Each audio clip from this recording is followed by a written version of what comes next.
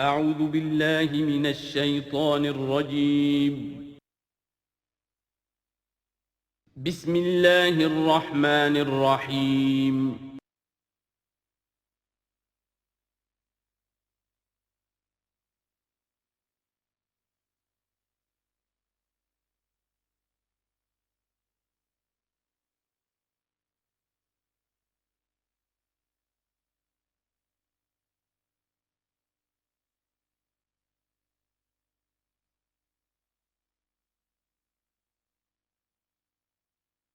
ما ننسخ من آیة أو ننسها نأت بخير منها أو مثلها ألم تعلم أن الله على كل شيء قدير ألم تعلم أن الله له ملك السماوات والأرض وما لكم من دون الله من ولي ولا نصير صدق اللہ العظیم۔ ان آیات مبارکہ کا ترجمہ اگرچہ ہم کر چکے ہیں، لیکن اس کا جو اصل مفہوم ہے اور اس کا پس منظر ہے اس کو سمجھنا ضروری ہے۔ آپ کو معلوم ہے کہ اللہ کا دین آدم سے لے کر این دم تک ایک ہی ہے۔ نوح کا دین، موسیٰ کا دین، عیسیٰ کا دین، محمد کا دین صلی اللہ علیہ وسلم علیہ الصلوۃ دین ایک ہی ہے۔ شریعتوں میں فرق رہا ہے، اور یہ فرق جو رہا ہے اس کا اصل سبب یہ ہے کہ نوع انسانی مختلف اعتبارات سے ارتقاء کی مراحل طے کر رہی تھی۔ ذہنی پختگی، شعور کی پختگی، پھر سوشل ایولیوشن، تمدنی ارتقاء، یہ مسلسل جاری تھا۔ لہذا اس ارتقاء کے جس مرحلے میں رسول آئے اسی کی مناسبت سے ان کو تعلیمات دے دی گئیں۔ ان میں وہ حصے بھی تھے کہ جو ایٹرنل ہیں، جو ہمیشہ رہیں گے، اور ایسے بھی تھے کہ جو اس زمانے کی مناسبت سے تھے۔ اب جب اگلا رسول آئے گا تو ظاہر بات ہے کہ ان میں سے کچھ چیزوں میں تغیر و تبدل ہو جائے گا، کچھ چیزیں نئی آ جائیں گی، کچھ پرانی ساقط ہو جائیں گی۔ یہ پرانی چیزوں کا ساقط ہونا یہ کہلاتا ہے ناسخ ہونا، ناسخ و منسوخ کا مسئلہ، کہ وہ حکم منسوخ ہو گیا اور اس کی جگہ پر کوئی اور حکم آ گیا ہے۔ یا تو اللہ تعالیٰ تعین کے ساتھ منسوخ فرماتے ہیں، یا یہ کہ اس شے کو سرے سے لوگوں کے ذہنوں سے زائل کر دیتے ہیں۔ اعتراض یہ کر رہے تھے یہودی کہ اگر تو یہ دین وہی ہے جو موسیٰ کا تھا تو ظاہر بات ہے کہ پھر شریعت پوری وہی ہونی چاہیے۔ اس کے اعتراض کا جواب ہے جو یہاں دیا جا رہا ہے، اور یہی مسئلہ پھر قرآن میں بھی ہے۔ قرآن کی بھی تدریج کے ساتھ شریعت کی تکمیل ہوئی ہے۔ جیسا کہ میں نے پہلے عرض کیا تھا، شریعت کا بلو پرنٹ آپ کو سورہ بقرہ میں مل جائے گا آگے چل کر، لیکن شریعت کی تکمیل ہوئی ہے سورہ مائدہ میں۔ یہ جو تقریباً 5-6 سال کا وقفہ ہے، اس میں کچھ احکام شروع میں دیے گئے، پھر ان میں رد و بدل کر کے، اور پھر آخر میں الیوم اکملت لکم دینکم واتممت علیکم نعمتی ورضیت لکم الاسلام دینا۔ تو یہ ناسخ و منسوخ کا مسئلہ صرف سابقہ شریعتوں اور شریعت محمدی میں نہیں ہے صلی اللہ علیہ وسلم، بلکہ خود شریعت محمدی میں بھی زمانی اعتبار سے ارتقاء ہوا ہے۔ کہ پہلے شراب کے بارے میں حکم دیا گیا کہ اس کی مضرت زیادہ ہے، گناہ کا پہلو زیادہ ہے، کچھ فائدے بھی ہیں، بس۔ اس کے بعد آیا اگر شراب کے نشے میں ہو تو نماز مت پڑھو، نماز کے قریب مت جاؤ۔ پورے معاہدہ میں آخری حکم آ گیا، حل انتم منتہون، اب باز آتے ہو کہ نہیں آتے، حرام کر دیا گیا۔ تو یہ تدریجاً ہوا ہے۔ تو ناسخ و منسوخ قرآن میں بھی ہے، اور ناسخ و منسوخ قرآن اور تورات کے مابین بھی ہے۔ تو ہم نہیں منسوخ کرتے کوئی آیت یا بھلوا دیتے ہیں اس کو، نأتی بخیر منہا، ہم اس سے بھی بہتر لے آتے ہیں، او مثلہا، یا اس جیسی ہی۔ الم تعلم ان اللہ علی کل شیء قدیر، اب یہ کہ یہ تو اللہ کی اتھارٹی ہے، مالک الملک وہ ہے، دین اس کا ہے، اس میں وہ جس طریقے سے چاہے کسی چیز کے اندر تبدیلی پیدا کر دے۔ الم تعلم ان اللہ لہ ملک السماوات والارض ما لکم من دون اللہ من ولی ولا نصیر ام تریدون ان تسألوا رسولکم کما سئل موسیٰ من قبل، کیا تم یہ چاہتے ہو کہ سوال کرو یا مطالبہ کرو اپنے رسول سے بھی اسی طرح کے جس طرح کی باتیں کی گئی تھی موسیٰ سے پہلے؟ مثلا ہم دیکھ چکے ہیں کہ ان سے کہا گیا کہ ہم نہیں مانیں گے جب تک کہ اللہ کو دیکھ نہ لے عیاناً، یا اسی طرح کے اور مطالبے جو حضرت موسیٰ علیہ السلام سے کیے جاتے تھے۔ یہاں مسلمانوں کو سکھایا جا رہا ہے کہ اس روش سے باز آؤ ایسی بات تمہارے اندر پیدا نہیں ہونی چاہیے۔ وَمَن يَتَبَدَّلِ الْكُفْرَ بِالْإِيمَانِ فَقَدْ ضَلَّ سَوَاءَ السَّبِيلِ۔ ظاہر بات ہے ایسی حرکتیں بھی اب مسلمانوں میں سے بھی جو منافقین ان میں شامل تھے وہی کر رہے ہوں گے، اس لیے فرمایا کہ جو کوئی ایمان کو ہاتھ سے دے کر کفر کو لے لے گا، یعنی منافق چونکہ دو طرفہ ہوتا ہے، اب اس کا بھی امکان ہوتا ہے کوئی یکسو ہو جائے کفر کی طرف، اور اس کا بھی امکان ہوتا ہے کہ بالآخر یکسو ہو جائے ایمان کی طرف۔ مذبذبین بین ذالک کی کیفیت میں جو مبتلا ہے، اس کے دو یہ امکانات ہیں۔ تو جو کفر کی طرف جا کر مستقل طور پر راغب ہو گیا اس کا ذکر ہے، وَمَن يَتَبَدَّلِ الْكُفْرَ بِالْإِيمَانِ فَقَدْ ضَلَّ سَوَاءَ السَّبِيلِ، تو وہ تو سیدھی راہ سے بھٹک گیا۔ وَدَّ كَثِيرٌ مِّنْ أَهْلِ الْكِتَابِ لَوْ يَرُدُّونَكُم مِّن بَعْدِ إِيمَانِكُمْ كُفَّارًا، اہل کتاب میں سے بہت سے لوگ ہیں جو چاہتے ہیں کہ کسی طرح لوٹا کر لے جائیں تمہیں تمہارے ایمان کے بعد پھر کفار بنا دیں۔ یہ ایسے ہی ہے کہ جیسے کسی بلی کی دم کٹ جائے تو وہ یہ چاہے گی کہ ساری بلیوں کی دمیں کٹ جائیں کہ وہ کوئی علیحدہ سے نمایاں نہ رہے۔ تو وہ چاہتے تھے کہ یہ چیزیں جو ہیں ان کو واپس لے آیا جائے، اہل ایمان کو بھی کفر پہ لے آیا جائے، حسدا من عند انفسہم، اور یہ ان کا طرز عمل ان کے حسد کی وجہ سے کہ کیوں یہ نعمت جو ہے ان کو دے دی گئی۔ من بعد ما تبین لہم الحق، اس کے بعد کہ ان پر حق بالکل واضح ہو چکا ہے، وہ جان چکے ہیں، پہچان چکے ہیں، کسی مغالطے میں نہیں ہے، غلط فہمی میں نہیں ہے۔ فاعفوا واصفحوا، یہ بہت اہم ہے مقام۔ تو اے مسلمانوں تم معاف کرتے رہو اور صرف نظر سے کام لو۔ اس کا اصل مطلب کیا ہے؟ ابھی تو چونکہ مدنی دور کا آغاز ہو رہا ہے، ابھی کشمکش کے اور کشاکش کے اور مقابلے کے اور تصادم کے بڑے سخت مراحل آ رہے ہیں۔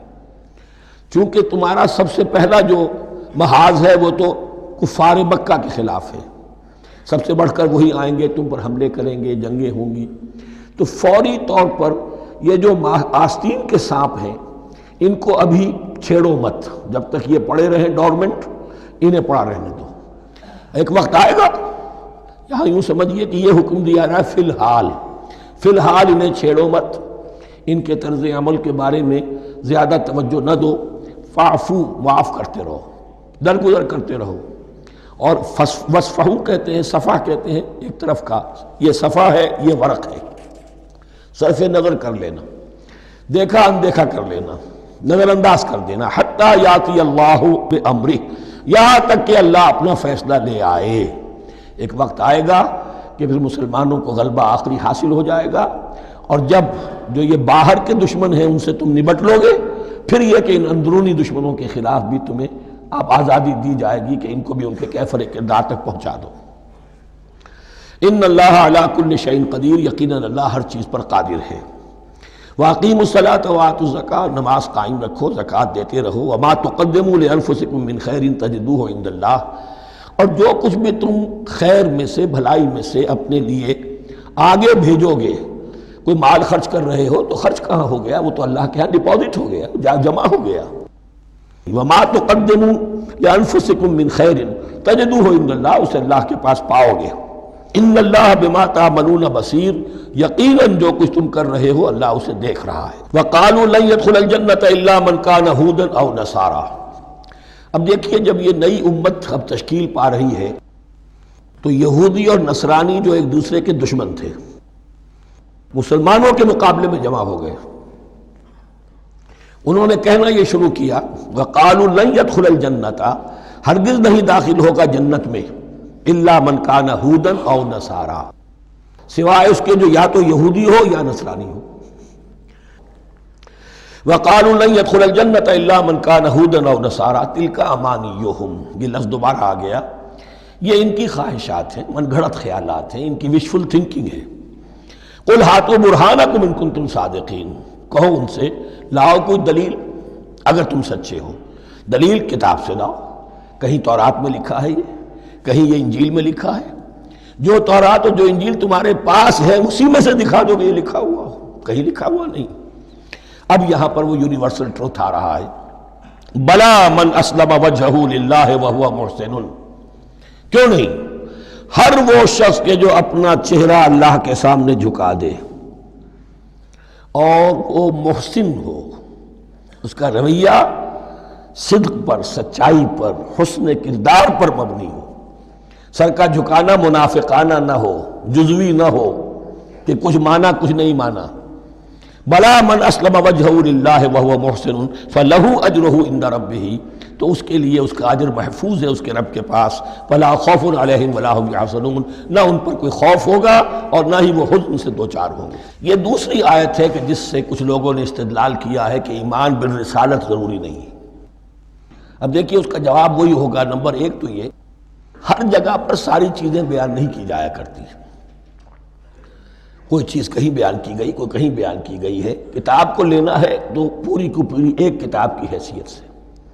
دوسرا یہ کہ یہ سارا سلسلہ کرام جو ہے، جو دو بریکٹس کے مابین آ رہا ہے، اس میں پہلے سے ہے وَآمِنُوا بِمَا أَنزَلْتُ مُصَدِّقًا لِمَا مَعَكُمْ وَلَا تَكُونُوا أَوَّلَ كَافِرٍ بِهِ، تو وہ تو ضرب کھا رہی ہے اس پورے کے پورے مضامین کے سلسلے سے جو ان دو بریکٹوں کے درمیان آ رہا ہے۔ اب دیکھیے ایک طرف تو ان کا کہنا یہ تھا کہ جنت میں داخل نہیں ہوگا مگر وہی جو یہودی ہو یا نصرانی ہو۔ اب عمل کیا ہے؟ وَقَالَتِ الْيَهُودُ لَيْسَتِ النَّصَارَىٰ عَلَىٰ شَيْءٍ، یہودی کہتے ہیں نصارہ کی کوئی حیثیت نہیں، کوئی بنیاد نہیں، کوئی جڑ نہیں۔ وَقَالَتِ النَّصَارَىٰ لَيْسَتِ الْيَهُودُ عَلَىٰ شَيْءٍ، اور نصارہ کہتے ہیں کہ یہود کی کوئی بنیاد نہیں، بے بنیاد لوگ ہیں، کوئی حقیقت ان کی حقانیت ہے ہی نہیں۔ وَهُمْ يَتْلُونَ الْكِتَابَ، اور مزہ یہ ہے کہ دونوں ایک کتاب پڑھ رہے ہیں۔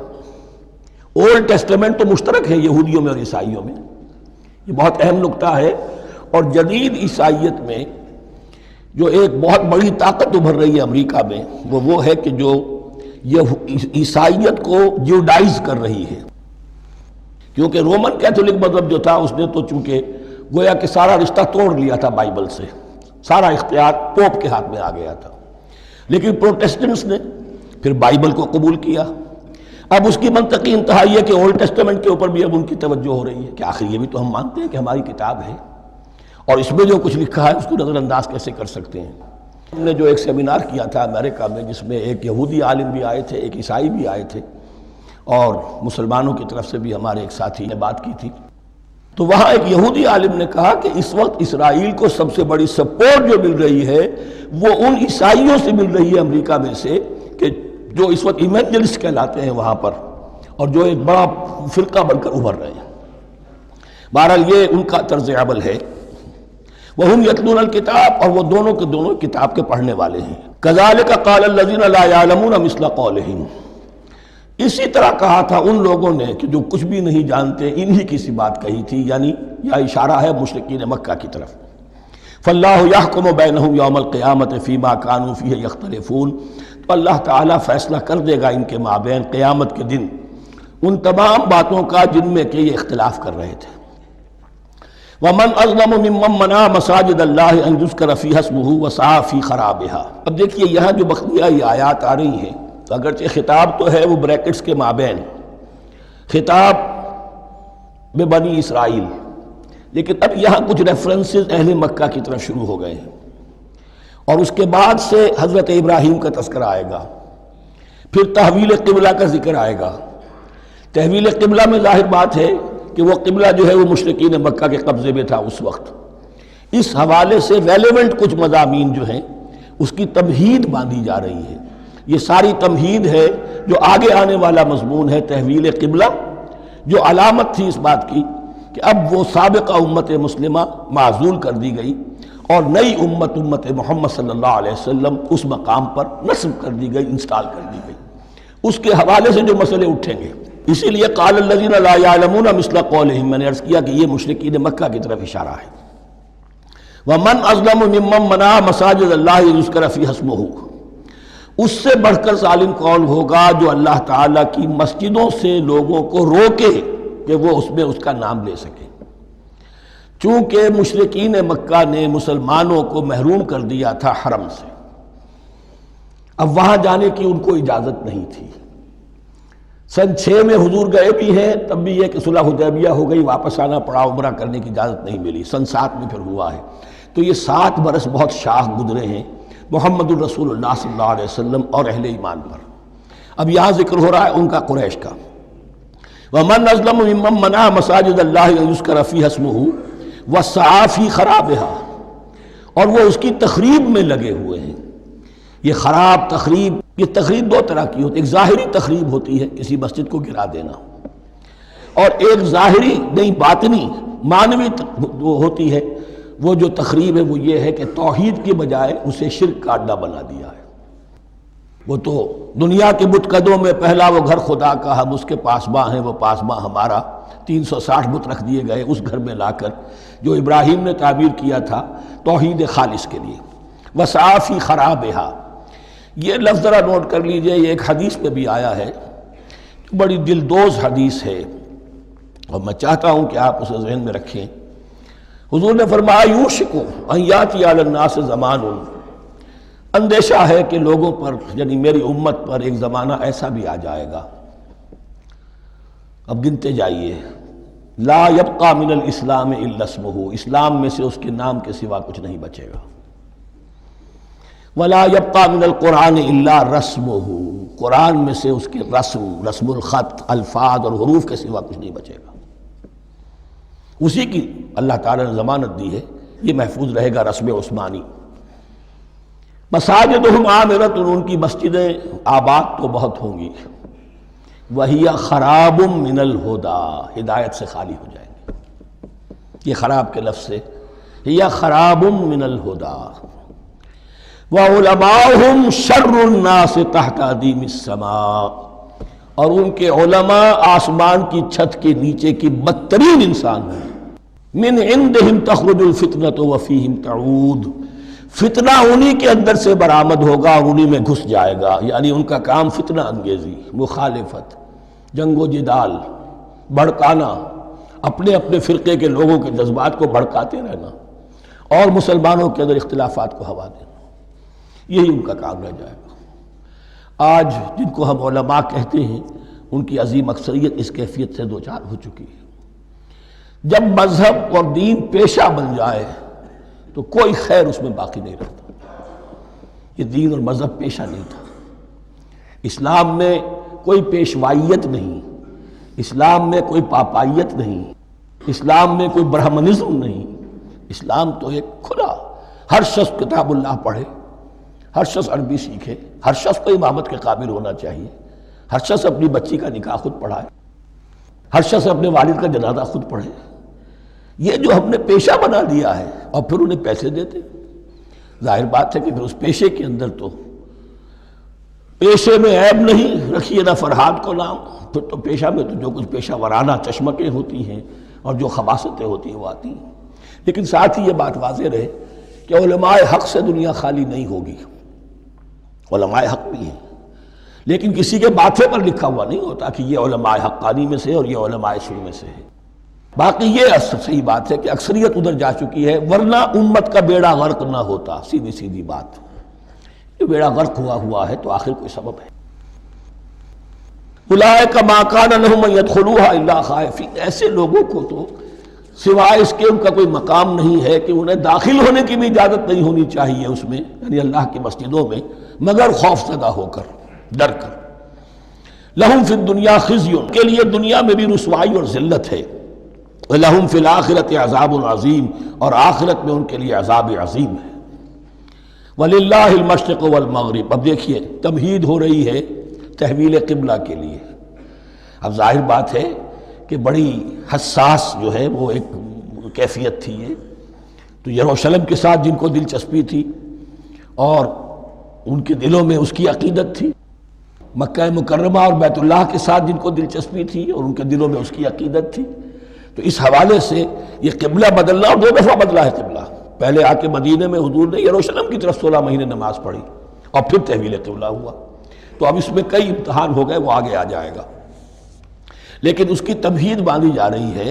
للہ المشرق والمغرب، مشرق اور مغرب سب اللہ کے ہیں، یعنی اگر ہم رخ کرتے ہیں مغرب کی طرف تو اس کے معنی یہ نہیں ہے کہ اللہ مغرب میں ہے، معاذ اللہ، اللہ تو جہت سے، مقام سے، ماورا وراء الورا۔ یہ تو یہ ہے کہ ایک یکسانیت پیدا کرنے کے لیے، اجتماعی رنگ دینے کے لیے ایک چیز کو قبلہ بنا دیا، علامت ہے۔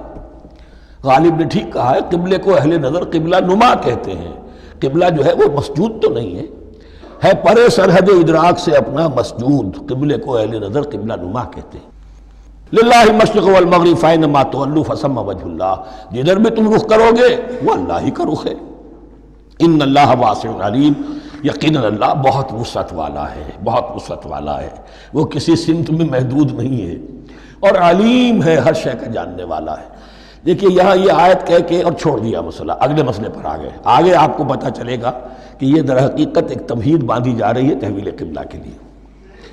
وقالوا اتخذ اللہ ولدا سبحانہ، اور ان میں وہ بھی ہیں، اب ظاہر بات ہے یہاں پھر اشارہ ہو رہا ہے وہ اہل مکہ کی طرف، جنہوں نے یہ کہا ہے کہ اللہ نے اولاد اپنے لیے اختیار کی، یعنی وہ کہتے تھے کہ یہ جو فرشتے ہیں یہ اللہ کی بیٹیاں ہیں، نصارہ کہتے تھے کہ حضرت مسیح اللہ کے بیٹے ہیں، اور یہودیوں کا بھی ایک گروہ ایسا تھا جو حضرت عزیر کو اللہ کا بیٹا کہتا تھا۔ بل لہ ما فی السماوات والارض، نہیں، آسمانوں اور زمین میں جو کچھ ہے اسی کی ملکیت ہے، سب مخلوق ہیں، مملوک ہیں، خالق اور مالک صرف وہ ہے۔ کل لہ قانتون، اور سب کے سب اس کے فرما بردار ہیں، بڑے سے بڑا رسول، بڑے سے بڑا ولی، بڑے سے بڑا فرشتہ، بڑے سے بڑے اجرام سماویہ، سب کل لہ قانتون۔ بدیع السماوات والارض، وہ آسمان اور زمین کو پیدا کرنے والا ہے بغیر کسی شے کے۔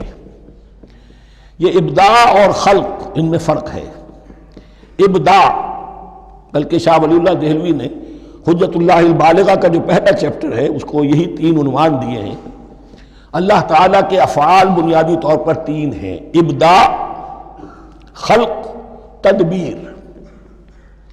ابداع ہے جسے انگریزی میں کہتے ہیں کریشن ایکس نہیلو، عدم محض سے کچھ بنا دیا، کچھ نہیں تھا اور بنا دیا، کن فیکون، یہ ابداع ہے۔ خلق ہے اب ایک چیز سے دوسری چیز بنانا، گارے سے انسان بنایا، یہ تخلیق ہے، آگ سے جن بنایا، یہ تخلیق ہے، نور سے فرشتے بنائے، یہ تخلیق ہے۔ تو ابداع، بدیع وہ ہے کہ جس نے نئی چیز، اسی لیے بدعت ہمارے ہاں کہلاتی ہے وہ شے جو دین میں نہیں تھی اور خواہ لا کے شامل کر دی گئی، جس کی کوئی جڑ بنیاد دین میں نہیں ہے، وہ بدعت ہے۔ اس سے یہ لفظ بدیع السماوات والارض، وَإِذَا قَضَىٰ أَمْرًا فَإِنَّمَا يَقُولُ لَهُ كُن فَيَكُونُ، اس کی شان تو یہ ہے کہ جب وہ کسی معاملے کا فیصلہ کر لیتا ہے تو بس کہتا ہے کہ ہو جا، اور وہ ہو جاتی ہے۔ وَقَالَ الَّذِينَ لَا يَعْلَمُونَ لَوْلَا يُكَلِّمُنَا اللَّهُ وَتَأْتِينَا آیَةٌ، اور کہا ان لوگوں نے جو علم نہیں رکھتے، یہاں پھر وہی مشرکین مکہ کی طرف روح سخن ہے، کیوں نہیں بات کرتا ہم سے اللہ، اور کیوں نہیں کوئی لے آتا ہمارے پاس کوئی نشانی۔ یہ میں عرض کر چکا ہوں، یہ مضمون جو ہے کہ ان کا مطالبہ تھا بہت شدت کے ساتھ کہ کوئی معجزے ویسے ہی دکھاؤ جیسے تم کہتے ہو کہ عیسیٰ نے دکھائے تھے، موسیٰ نے دکھائے تھے، تو ہمارے یہ مطالبے پورے کر دو، ہم مان لیں گے۔ یہ ذکر آئے گا سورہ انعام میں اور پھر سورہ بنی اسرائیل میں۔ كَذَلِكَ قَالَ الَّذِينَ مِن قَبْلِهِمْ مِثْلَ قَوْلِهِمْ، اسی طرح کی باتیں جو لوگ ان سے پہلے آئے تھے وہ بھی کہتے رہے۔ تشابہت قلوبہم، ان کے دل ایک دوسرے سے مشابہ ہو گئے ہیں۔ قد بینا الآیات لقوم یوقنون، اور ہم نے تو اپنی آیات کو واضح کر دیا ہے ان لوگوں کے لیے جو یقین کرنا چاہیں۔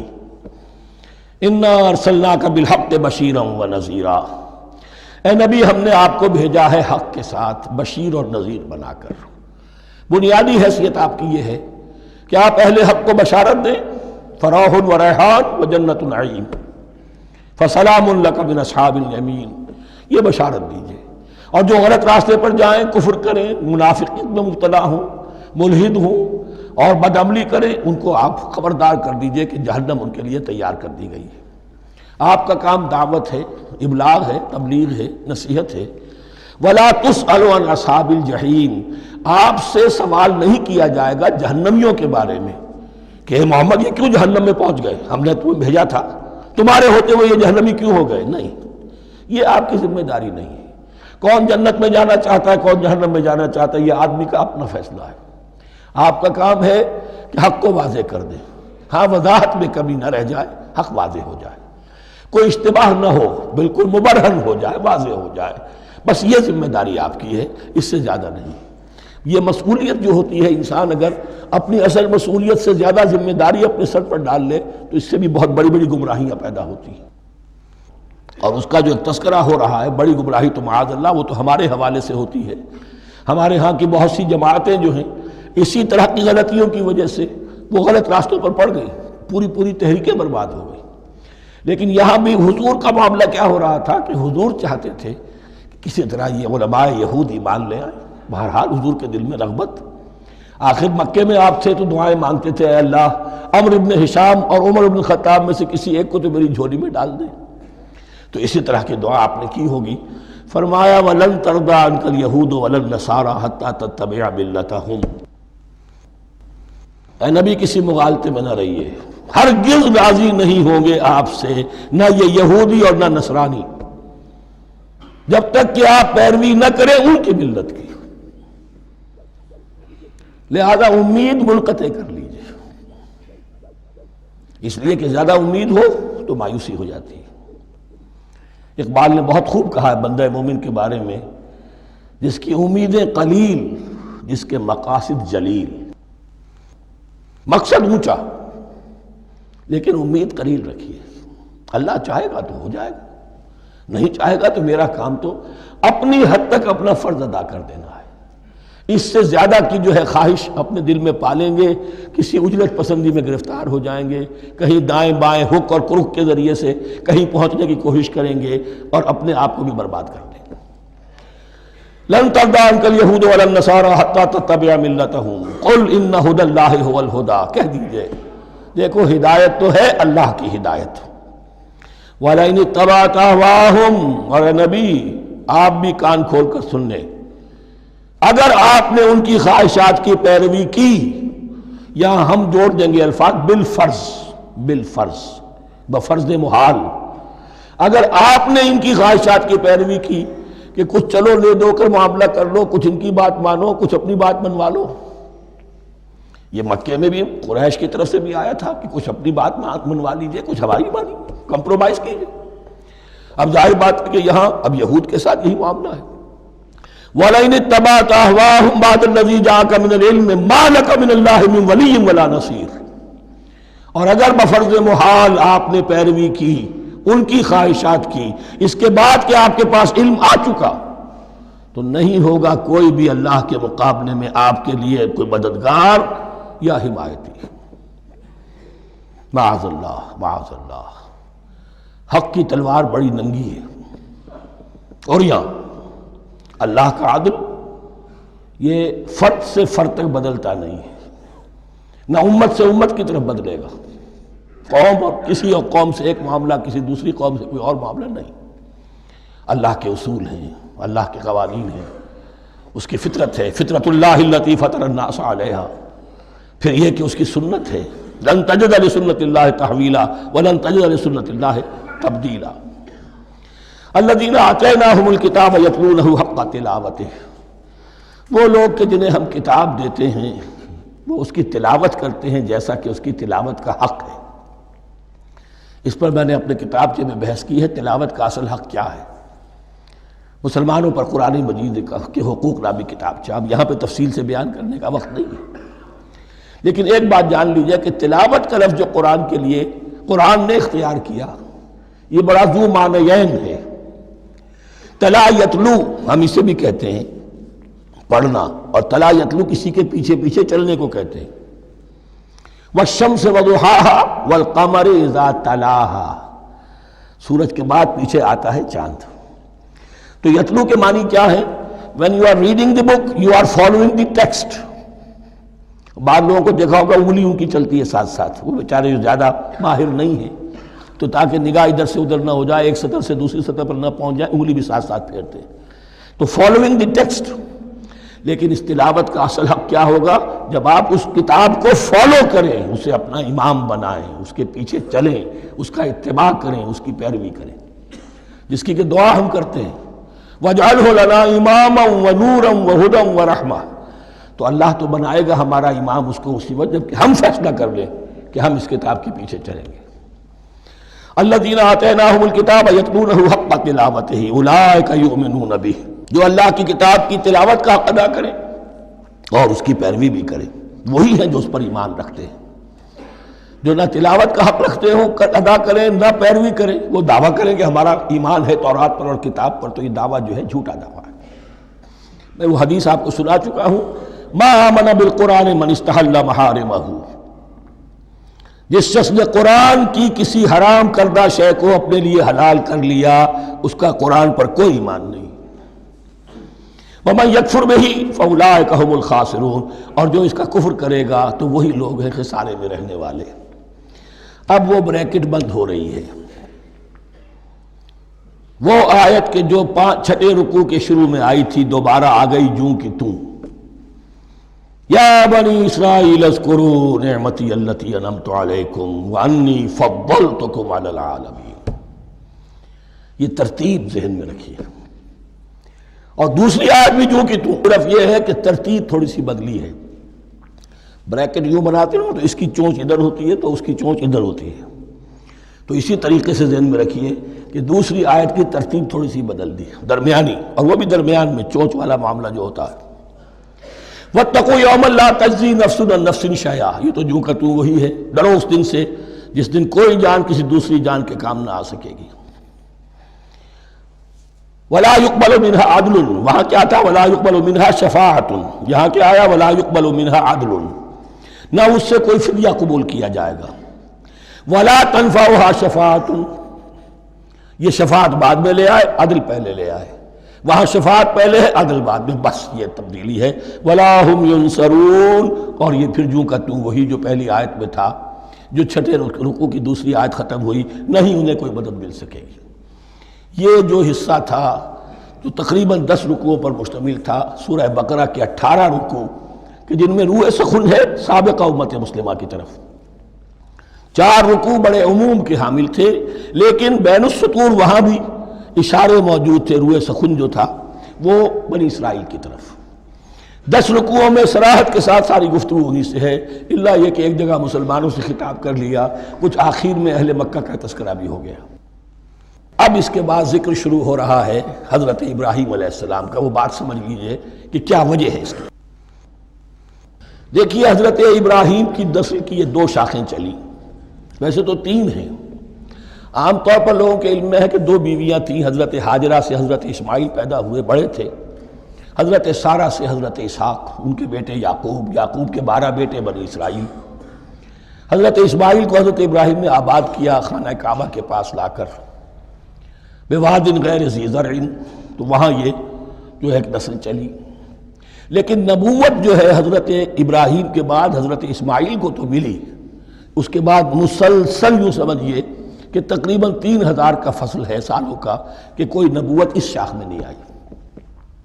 نبوت کا سلسلہ چلا دوسری شاخ میں، حضرت یعقوب، حضرت اسحاق، حضرت یعقوب، حضرت یوسف، چلتے جائیے، اور پھر حضرت موسیٰ اور ہارون سے شروع ہو کر حضرت عیسیٰ اور یحییٰ تک 1400 برس مسلسل۔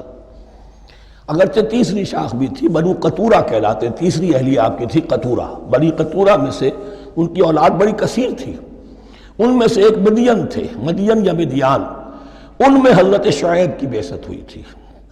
حضرت شعیب بھی حضرت ابراہیم کی نسل میں سے ہیں، لیکن بنی مدیان میں سے۔ بہرحال اب چونکہ حضور کی بعثت ہوئی بنی اسماعیل میں، ادھر بنی اسرائیل ہیں جن سے یہ خطاب ہو رہا ہے سابقہ امت مسلمہ، اور اب یہ امامت الناس منتقل ہونے والی ہے بنی اسرائیل سے بنی اسماعیل کو۔ تو اب اگر اس انتقال کے وقت نقل، اگر وہ جو کامن فیکٹر ہے اس کا تذکرہ کیا جائے تو بات آسان ہو جائے گی۔ ابراہیم ہی تو جد امجد ہے نا تمہارے، تم یعقوب کی اولاد ہو ٹھیک ہے، لیکن یعقوب کس کے بیٹے تھے؟ اسحاق کے۔ اسحاق کس کے بیٹے تھے؟ ابراہیم کے۔ تو یہ دوسری نسل بھی تو ابراہیم ہی کی ہے۔ اس حوالے سے ان کے لیے سہل بنایا جا رہا ہے کہ بات کو سمجھو، یہ صرف یہ ہے کہ 2 پیڑھی اوپر جا کر مل گئے اور اللہ خیر سنا۔ اور حضرت ابراہیم نے خانہ کعبہ کی تعمیر کی اور اسے اب مرکز بنانا ہے اہل توحید کا، لہذا یہ ساری گفتگو اب شروع ہو رہی ہے۔ 4 رکوع اب وہ ہیں 15ویں سے شروع ہو کر 18ویں تک جن کا اصل مضمون ہے تحویل قبلہ۔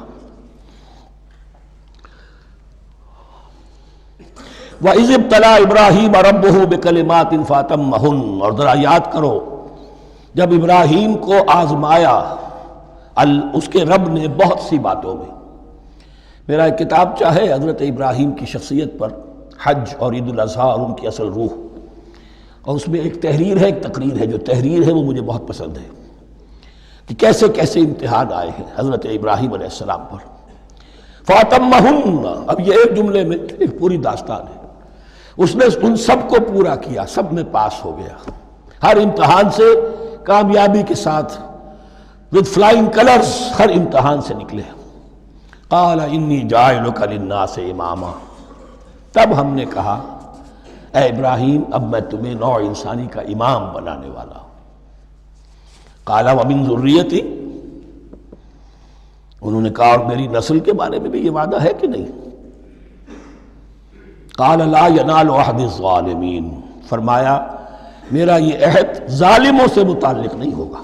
مطلب کیا ہوا کہ تمہاری نسل میں سے جو صاحب ایمان ہوں گے، نیک ہوں گے، سیدھے راستے پر چلیں گے، ان سے ہمارا وعدہ ہے، لیکن نسلیت کی بنیاد پر نہیں ہے کہ جو بھی تمہاری نسل میں سے لازماً وہ اس وعدے کا مصداق بن جائے. وَإِذْ جَعَلْنَا الْبَيْتَ مَثَابَةً لِلنَّاسِ وَأَمْنًا، اور یاد کرو جب کہ ہم نے گھر کو، اپنے گھر کو، بیت اللہ کو قرار دے دیا لوگوں کے لیے زیارت کی جگہ، لوٹ کر آؤ، حج کرو. مَثَابَةً لِلنَّاسِ وَأَمْنًا، اور اسے امن کا گھر قرار دے دیا. وَاتَّخِذُوا مِن مَقَامِ إِبْرَاهِيمَ مُصَلًّى، اور ہم نے حکم دیا کہ مقام ابراہیم کو اپنی جائے نماز بنا لو، نماز پڑھنے کی جگہ بنا لو.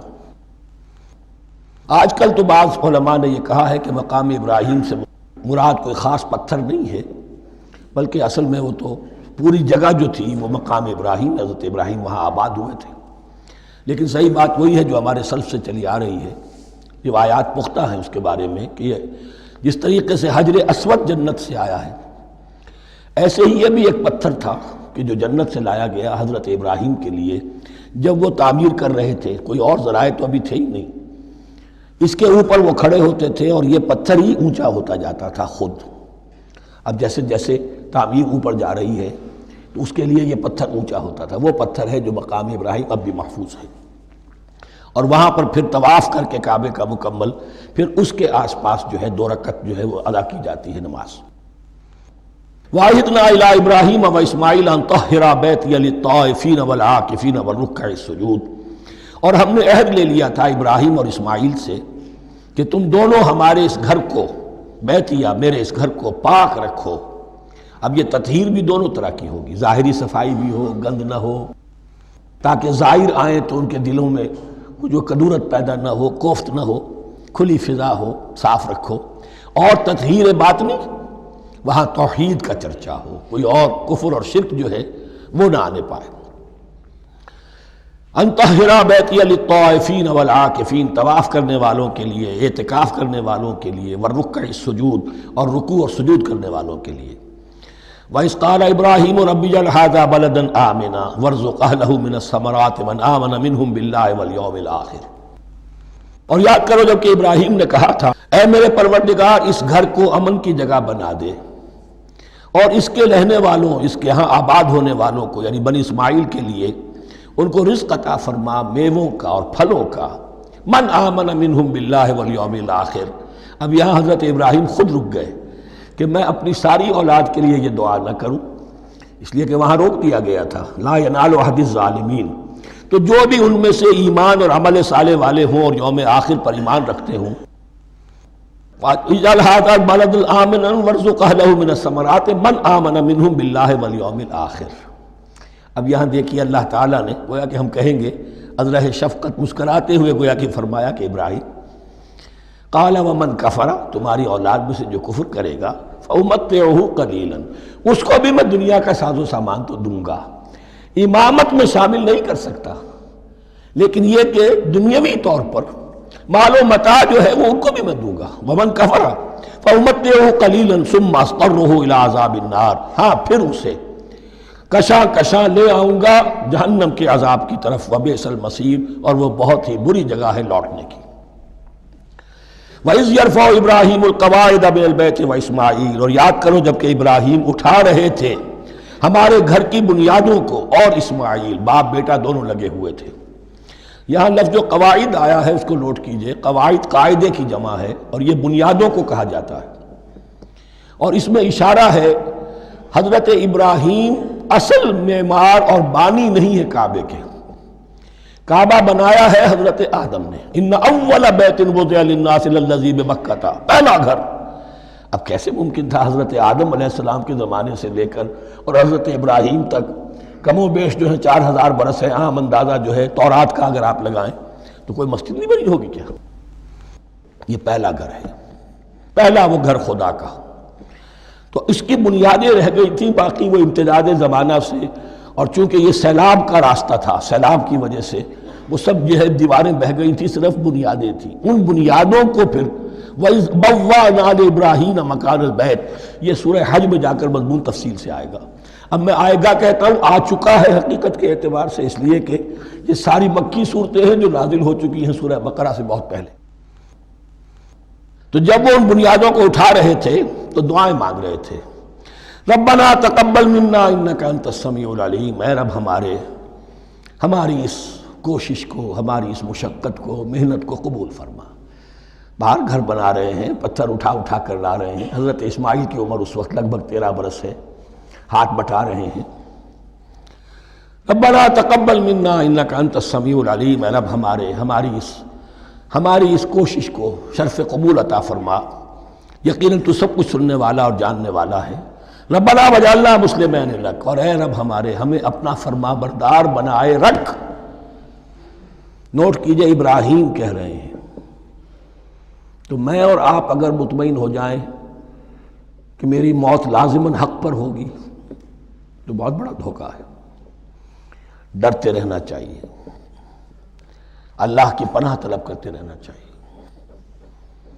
ربنا وجعلنا مسلمین لک، اے اللہ ہم دونوں کو اپنا فرما بردار بنائے رکھ، ومن ذریتنا امۃ مسلمۃ لک، اور ہم دونوں کی نسل میں سے اٹھائیو برپا کی جو ایک امت جو تیری فرما بردار امت ہو۔ وارنا مناسکنا، اور اے پروردگار تیرا گھر تو ہم نے یہ بنا دیا، اب اس کے جو رسومات ہیں وہ ہمیں سکھا، جو مناسک حج ہیں، ارنا مناسک، اب کیسے حج کریں، کیا آداب ہوں گے، طواف کیسے ہوگا، کیا کریں گے۔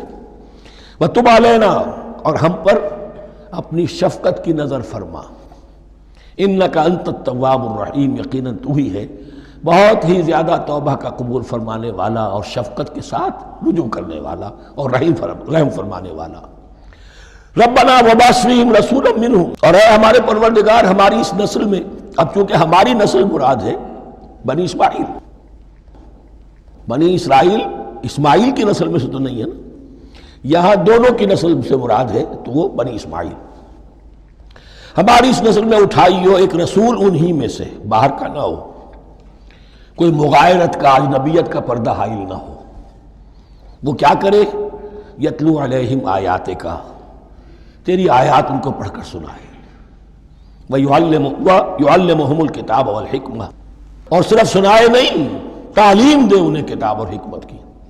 صرف سنا دینا تو بہت آسان کام ہے، سکھانا، تعلیم دینا، دلوں میں بٹھانا، اور حکمت، وَيُزَكِّيهِمْ، اور ان کو پاک کرے، ان کا تزکیہ کرے، ان کے دلوں میں تیری محبت اور آخرت کی طلب کے سوا کوئی طلب باقی نہ رہنے دے۔ انک انت العزیز الحکیم، یقیناً پروردگار تو ہی ہے زبردست اور کمال حکمت والا۔ وَمَن يَرْغَبُ عَن مِّلَّةِ إِبْرَاهِيمَ إِلَّا مَن سَفِهَ نَفْسَهُ، اور ایسا شخص کون سا ہوگا جو ابراہیم کے طریقے سے منہ موڑے۔ یہ رغبت کا نظر بھی زبان میں دونوں طرف جاتا ہے، رغبہ الہ، کسی شے کی طرف رغبت ہونا، محبت ہونا، میلان ہونا، اور رغبہ عن، کسی شے سے متنفر ہونا، کسی شے سے ابا کرنا، اس کو چھوڑ دینا۔ وَمَن يَرْغَبُ عَن مِّلَّةِ إِبْرَاهِيمَ إِلَّا مَن سَفِهَ نَفْسَهُ، سوائے اس کے جس نے اپنے آپ کو حماقت ہی میں مبتلا کرنے کا فیصلہ کر لیا ہو، اور کون ہوگا جو ابراہیم کے طریقے سے منہ موڑے۔ وَلَقَدِ اصْطَفَيْنَاهُ فِي الدُّنْيَا، اور ہم نے تو اسے دنیا میں بھی پسند کر لیا تھا، چن لیا تھا۔ وَإِنَّهُ فِي الْآخِرَةِ لَمِنَ الصَّالِحِينَ، اور یقیناً آخرت میں بھی وہ ہمارے صالح بندوں میں سے ہوں گے۔ اذ قال له ربه اسلم قال اسلمت لرب العالمین، جب کہا اس سے اس کے پروردگار نے کہ مانو میرا حکم، اس نے کہا پروردگار قبول ہے تیرا حکم، یہاں تک کہ ذبح کرو بیٹے کو، حاضر۔ یہ آخری امتحان تھا، آخر 100 برس کی عمر میں، 87 برس کی عمر میں دعائیں مانگ مانگ کر بیٹا لیا تھا اسماعیل۔ حضرت سارہ کے ہاں کوئی اولاد نہیں ہوئی تھی، اب وہ 13 برس کا تھا، بازو بن گیا تھا اور اس وقت ذبح کرنے کا حکم آیا۔ جب بھی کہا ہم نے مانو ہمارا حکم، قال اسلمت لرب العالمین، اللہ تعالی ہمیں بھی توفیق دے کہ اس کی پیروی کریں۔ ووصی بہا ابراہیم بنیہ ویعقوب، اور اسی کی وصیت کی تھی ابراہیم نے بھی اپنے بیٹوں کو اور یعقوب نے بھی۔ یا بنی، وہ کیا تھی نصیحت؟ اے میرے بیٹو، ان اللہ اصطفیٰ لکم الدین، دیکھو اللہ نے تمہارے لیے دین کو پسند فرما لیا ہے۔ کون سا دین؟ فلا تموتن الا وانتم مسلمون، اور دیکھنا موت نہ آنے پائے مگر فرما برداری کی حالت میں۔ یہی بات آئے گی سورہ آل عمران میں مسلمانوں سے خطاب کر کے، یا ایھا الذین آمنوا اتقوا اللہ حق تقاتہ ولا تموتن الا وانتم مسلمون، اور ان الدین عند اللہ الاسلام ومن یبتغ غیر الاسلام دینا فلن یقبل منہ۔ ام کنتم شہداء اذ حضر یعقوب الموت، کیا تم اس وقت موجود تھے جب یعقوب کی موت کا وقت آیا؟ جب آدم کی یعقوب پر موت، یہ لفظی ترجمہ ہوگا، اذ حضر یعقوب الموت اذ قال لبنیہ ما تعبدون من بعدی، حضرت یعقوب نے اپنے سارے بیٹوں کو جمع کیا، 12 کے 12، اور مصر میں پہنچ چکے تھے یہ حضرت یوسف علیہ السلام کے ذریعے سے، جو سورہ یوسف میں ساری کہانی آئے گی، وہاں انتقال ہوا۔ تو انہوں نے اپنے بیٹوں کو جمع کیا، اذ قال لبنیہ ما تعبدون من بعدی، میرے بعد تم کس کی پوجا کرو گے، کس کی پرستش کرو گے؟ یہ بات نہیں تھی کہ انہیں معلوم نہیں تھا، لیکن یہ کہ ایک میثاق، قول و قرار اور پختہ کرنے کے لیے۔ قالوا نعبد الہک و الہ آبائک ابراہیم و اسماعیل و اسحاق، انہوں نے کہا کہ ہم پوجیں گے، بندگی کریں گے، پرستش کریں گے آپ کے معبود کی اور آپ کے آبا ابراہیم، اسماعیل اور اسحاق کے معبود کی، اور یہ کوئی مختلف معبود نہیں، الہ واحدہ، وہ تو ایک ہی الہ ہے۔ وَنَحْنُ لَهُ مُسْلِمُونَ، ہم اس کے لیے، اس کے سامنے سر جھکاتے ہیں، اسی کی فرما برداری کا اقرار کرتے ہیں۔ تِلْكَ أُمَّةٌ قَدْ خَلَتْ، یہ آیت 2 مرتبہ آئے گی اسی رکوع میں۔ یہ ایک گروہ تھا انسانوں کا جو گزر گیا، ابراہیم، اسماعیل، اسحاق، یعقوب، ان کی اولاد، قد خلت، وہ گزر گئے۔ لہا ما کسبت ولکم ما کسبتم، ان کے لیے تھا جو انہوں نے کمایا، اور تمہارے لیے ہوگا جو تم کماؤ گے۔ یعنی یہاں پدرم سلطان بود کا کوئی مقام نہیں ہے، ہر شخص کے لیے اپنا عمل، اپنا ایمان، اپنی کمائی۔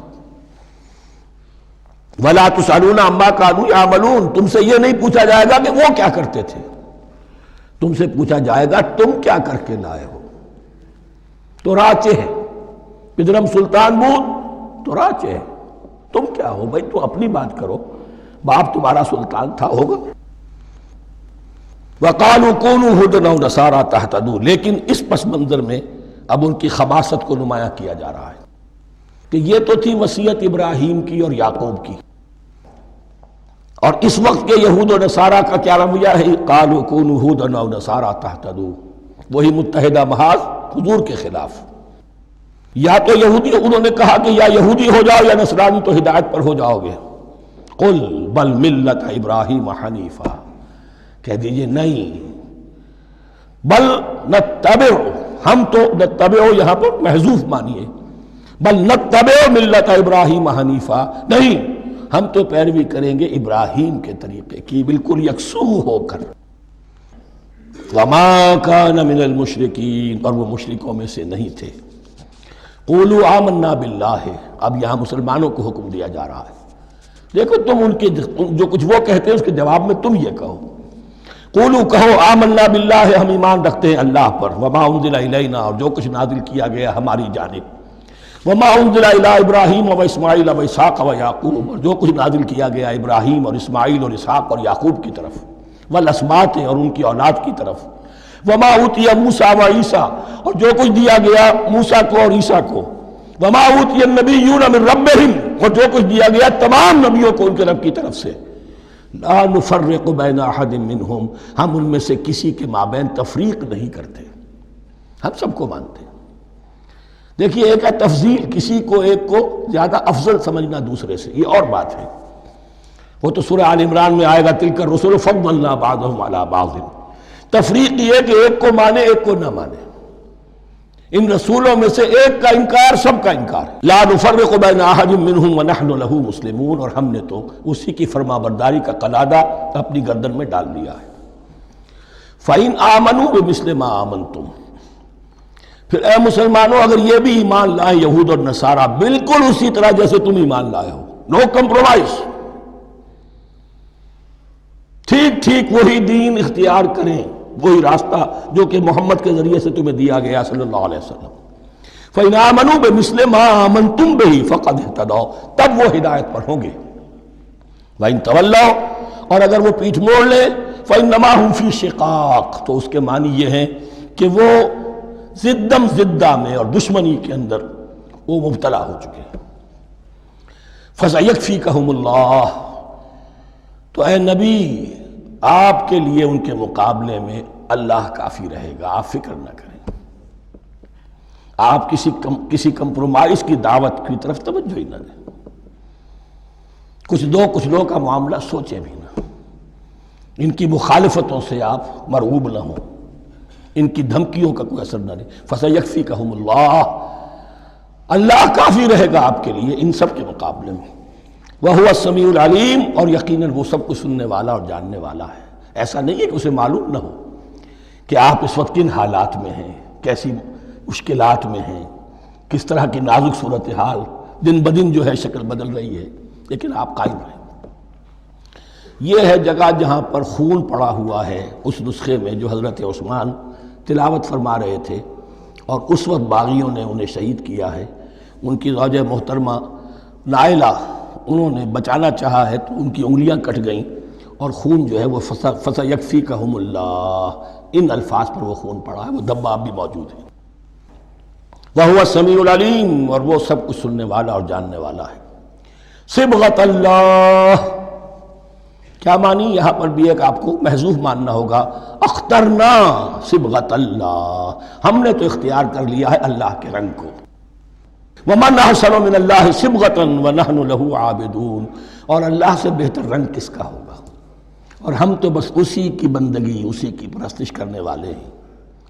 قُلْ أَتُحَاجُّونَنَا فِي اللَّهِ وَهُوَ رَبُّنَا وَرَبُّكُمْ، اے نبی ان سے کہیے کہ کیا تم ہم سے محاجہ کر رہے ہو، حجت بازی کر رہے ہو، جھگڑ رہے ہو، دلیل بازی کر رہے ہو اللہ کے بارے میں؟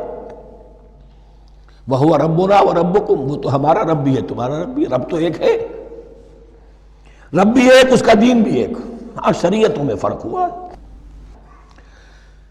قُلْ أَتُحَاجُّونَنَا فِي اللَّهِ وَهُوَ رَبُّنَا وَرَبُّكُمْ وَلَنَا أَعْمَالُنَا وَلَكُمْ أَعْمَالُكُمْ، رب تو ہمارا بھی وہ تمہارا بھی وہ، البتہ ہمارے لیے ہوں گے ہمارے عمل، تمہارے لیے ہوں گے تمہارے عمل۔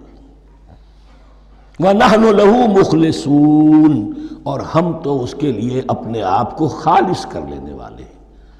یہ ذرا 3 الفاظ یہاں پہ نوٹ کر لیجئے، یہ میرے اور آپ کے لیے لمحہ فکریہ ہیں۔ نحن لہو مسلمون، 136ویں آیت اس پر ختم ہوئی، ہم اس کے سامنے سر تسلیم خم کرتے ہیں، ان میں سے تو ہم بھی شامل ہیں۔ نحن لہو عابدون، آیت نمبر 138، ہم اس کی بندگی کرنے والے ہیں، اسی کی بندگی کرنے والے ہیں۔ تو صرف اسلام نہیں، عبادت، اور ٹوٹل عبادت، ٹوٹل بندگی، پوری زندگی میں اس کے ہر حکم کی پیروی اور اطاعت۔ اس سے آگے بات آئی وَنَحْنُ لَهُ مُخْلِصُونَ، یہ عبادت اخلاص کے ساتھ نہیں ہے تو منافقت ہے۔ اس عبادت سے کوئی دنیا کی منفعت پیش نظر نہ ہو، سوداگری نہیں، یہ عبادت خدا کی ہے۔ دنیا بنانا، دنیا کمانا، دین کو ذریعہ بنانا، اس سے بڑا، اس سے بڑی اور اس سے گری ہوئی کوئی حرکت نہیں۔ اخلاص. حضور نے فرمایا من صلی یرائی فقط اشرکا ومن صام یرائی فقط اشرکا ومن تصدق یرائی فقط اشرکا. جس نے نماز پڑھی دکھاوے کے لیے اس نے شرک کیا، جس نے روزہ رکھا دکھاوے کے لیے اس نے شرک کیا، اور جس نے صدقہ خیرات دیا دکھاوے کے لیے اس نے شرک کیا. وَنَحْنُ لَهُ مُخْلِصُونَ نَحْنُ لَهُ مُسْلِمُونَ نَحْنُ لَهُ عَابِدُونَ نَحْنُ لَهُ مُخْلِصُونَ. اللہم ربنا اجعلنا منہم اللہم ربنا اجعلنا منہم. ام تقولون ان ابراہیم و اسماعیل و اسحاق و یعقوب والاسباط کانوا ھودا او نصارا. کیا تمہارا کہنا یہ ہے کہ ابراہیم اور اسماعیل اور اسحاق اور یعقوب اور ان کی اولاد یہودی تھے یا نصرانی تھے؟ تم جو کہتے ہو کہ یا یہودی ہو جاؤ یا نصرانی تب ہدایت پاؤ گے، تو ابراہیم یہودی تھے یا نصرانی؟